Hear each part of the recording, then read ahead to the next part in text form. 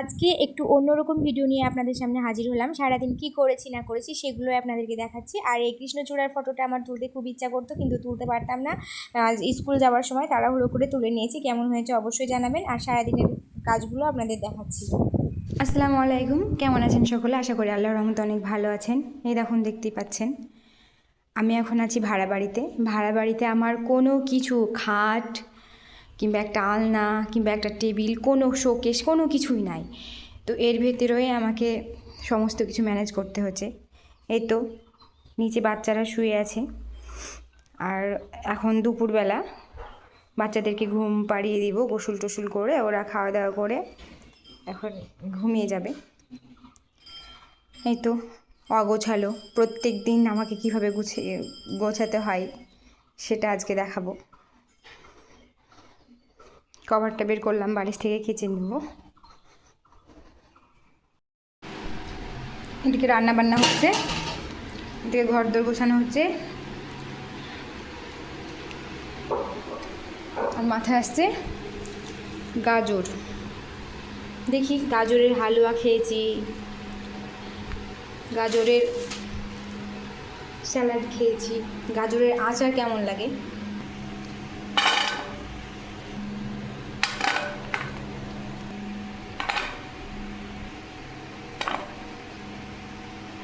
পেঁপে দেবো, পেঁপেটুকু আছে, পেঁপেটা দেবো। দেখি পেঁপেটা দিয়ে কেমন লাগে, যেহেতু পুরোটাই সবই নতুন, মনের ভাবনাতে যেটা আসছে সেটাই করছি। তো পেঁপেও দিচ্ছি। আর আচার, আচার মানেই তো টক ঝাল মিষ্টি থাকবে, আর সেই জন্য তো টক করতেই হবে আচারে। তাই এখন তো আমের সময়, আম নিয়ে নিলাম। বাড়িতে তেঁতুল থাকলে হয়তো আমটা না থাকলে তেঁতুল দিতাম, আম যেহেতু আছে সেহেতু আমটাই দিচ্ছি এখন। আর আমার অত ভালো করে ভিডিও বানাতে পারি না, কারণ আমি প্রচুর ব্যস্ত মানুষ থাকি, প্রচুর ব্যস্ত। আপনারা হয়তো বুঝতে পারবেন আমাদেরকে এক কাজের ভিতরে কত কাজ করতে হয়, আজকে এই ভিডিওটার মাধ্যমে হয়তো বুঝতে পারবেন। এইদিকে ভাতের মাড়টা বের করতে দিয়েছি। আমি একা একা বের করতে সময় লাগে, আমার সময় নাই বলে মাড়টা একা একাই বের করি, আর সেই সময়টুকুতে আমি অন্য কাজ করতে শুরু করি। একটু যখন যেটা মনে আসে তখন সেটাই করে ফেলি।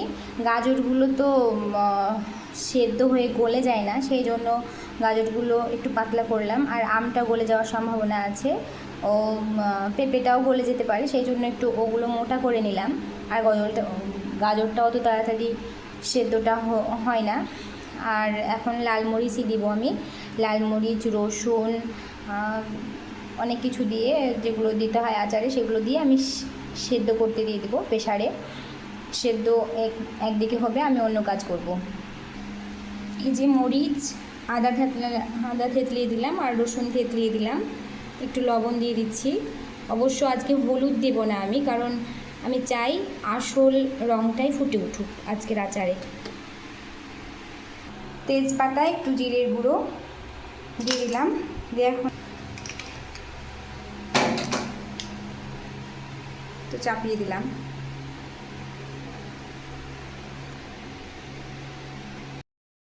জামা কাপড় রাখার জন্য মেঝেটা বেছে নিয়েছি, মেঝেতে জামা কাপড় আছে। আর এই যে জানালাগুলো সব ঝাড়ু দিয়ে পরিষ্কার করে নিচ্ছি। এই জানালাগুলো মুছিয়ে ফেলবো, মুছে ফেলে তারপরে আবার যে ফুলগুলো আছে, বাচ্চাদের জিনিসপত্রগুলো বাচ্চারা জানালাতে সাজিয়ে রাখে, যেমন কোনো কিছু রাখার জায়গা নেই, ওরাই রাখার জায়গা করে নিয়েছে। কিছু পানি নিলাম, সার্ফ দিয়ে ঘরটা মুছে নিব। জানালাটা মুছে নিলাম, মুছিয়ে নিচ্ছি এখন।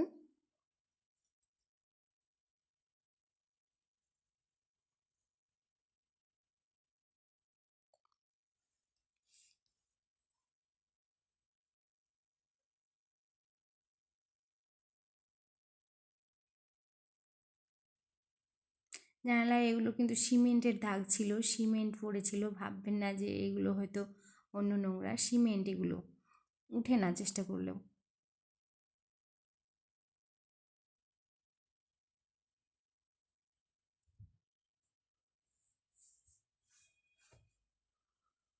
এবার যেখানে যেটা ছিল সেখানে সেটা রাখার পালা। এভাবে না রেখে তো ওপরটা মোছা যেত না জানালাটা, সেই জন্য নিচে রেখে মুছে দিয়েছিলাম, জানালাটা মুছে নিলাম। আর এই তো দেখতেই পাচ্ছেন কিছু নাই তো কি হয়েছে, ওদের রাখার জায়গা ওরাই তৈরি করে নিয়েছে, আমার ছেলে মেয়ে। ওদের যখন যেটা সত্যি যে সময় আসে মেনটেন করার ক্ষমতা সবার চলে আসে। তো এই ফুলটা আমার মেয়েই তৈরি করেছে এবং কামড়ির ভিতরে কি সুন্দর করে সৌন্দর্য বাড়ার জন্য ওরা রেখে দিয়েছে, এইটুকু পুচকু মেয়ে। তো জিনিসপত্র নাই তো কি হয়েছে, ওরা ওদের মতো করে রাখছে। চশমাটা দেখুন, গাছের 2 গাছে 2টো চশমা দুজন রেখে দিয়েছে। আর এই যে ডালের কৌটোটা, এইটা টাকা রাখার জন্য বাবার দোকান থেকে নিয়ে এসছে, তাই কৌটোটা এখানে রেখে দিয়েছে।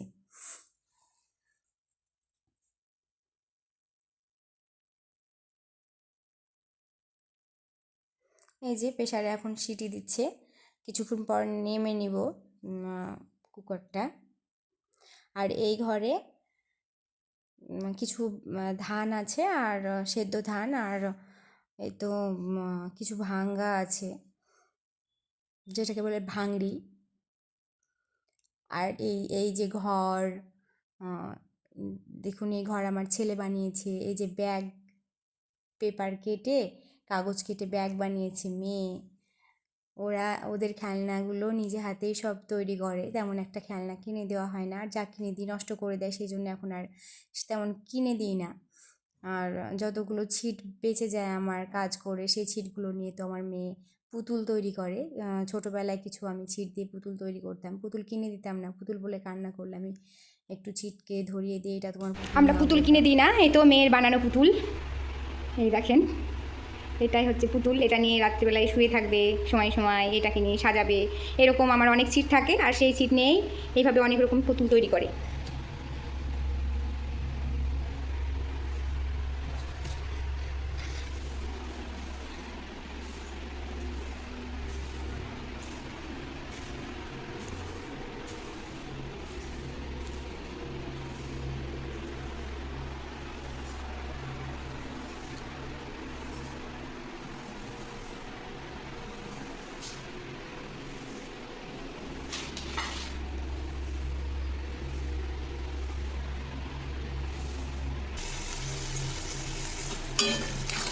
পাঁচফোড়ন, পেঁয়াজ, দারুচিনি, এলাচ আর লবঙ্গ দিয়ে ভেজে দিচ্ছি।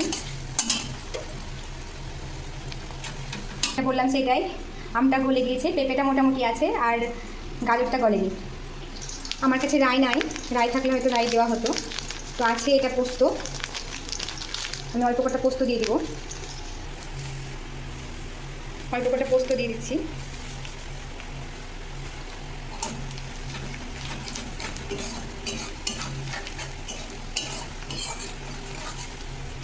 আর গুড় থাকলে গুড় দেওয়া হতো, আজ গুড় নাই বাড়িতে, তাই চিনি দিয়ে আচারটা করতে হচ্ছে। চিনি অত বেশি আমরা খাই না, বেশিরভাগ গুড়ের খাবারই খাওয়ার চেষ্টা করি আমরা।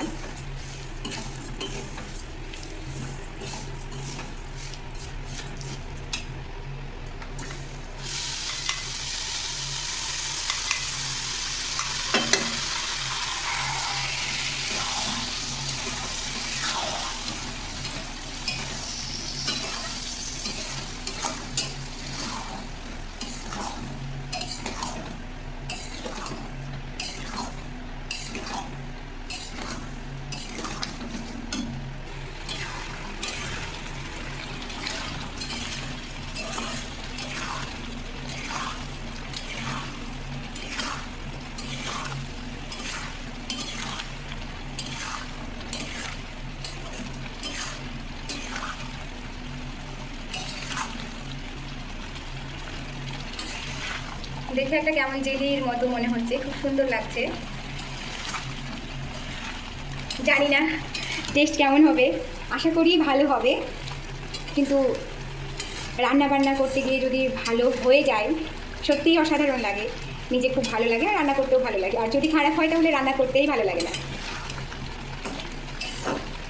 দেখে তো মনে হচ্ছে খুব সুন্দর সুন্দর একটা মানে লুক দিয়েছে। দেখুন খুব সুন্দর লাগছে। এখনও তো তৈরি হয়নি কমপ্লিট, যেহেতু আমি হলুদ দিইনি সেহেতু এখানে আসল কালারটাই উঠে আসছে। কিন্তু আপনাদের কেমন লাগছে অবশ্যই জানাবেন। আর প্রায় এই দিকের ঘর গোছানো সব হয়ে গেছে, ঝাড়ু দেওয়া হয়ে গেছে, এই জায়গাটা বাকি আছে। আর এই যে থালা বাসন মাজবো এখন, তারপরে আবার ঘরটা মুছতে হবে, তারপরে কাঁচা খোঁচা গোসল করা।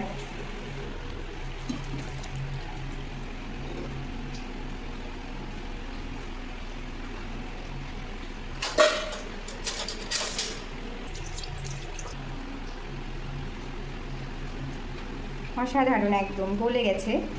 হ্যাঁ, এটাও দেখুন কি সুন্দর সেদ্ধ হয়ে গেছে।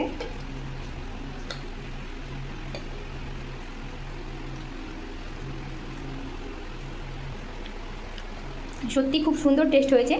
আপনারা অবশ্যই বাড়িতে করে দেখতে পারেন। আমার তো বাড়িতে যেটা থাকে সেটা দিই, আহামরি আমি যেমন বেশি কিছুই দিইনি। আমার এই রান্না যে কেউ করতে পারবে, আমার অত দামি কোনো কিছু নাই। ভিনেগার অনেক কিছু দেয় যে আচারটা অনেকদিন ভালো থাকবে বলে। তো আশা করা যায় এইভাবে যদি পানি ছাড়া আপনি পানিটা মরিয়ে ফেলে এইভাবে যদি ভালোভাবে যদি আচারটা করেন, একটু আঠালোভাবে চিনি সেরাটা করে, তাহলে আপনি অনেক দিন থাকবে, প্রায় 1-1.5 সপ্তাহ তো থাকবেই যদি পানি দেওয়া না থাকে।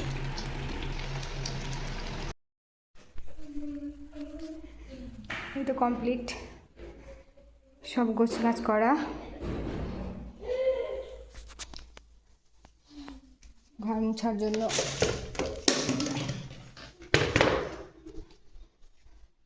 এভাবে রাখতে হচ্ছে প্যাকেটে করে সমস্ত পোশাক এক সাইডে। এরকম কী করবো বলুন, কোনো জায়গায় তো নাই রাখার মতো।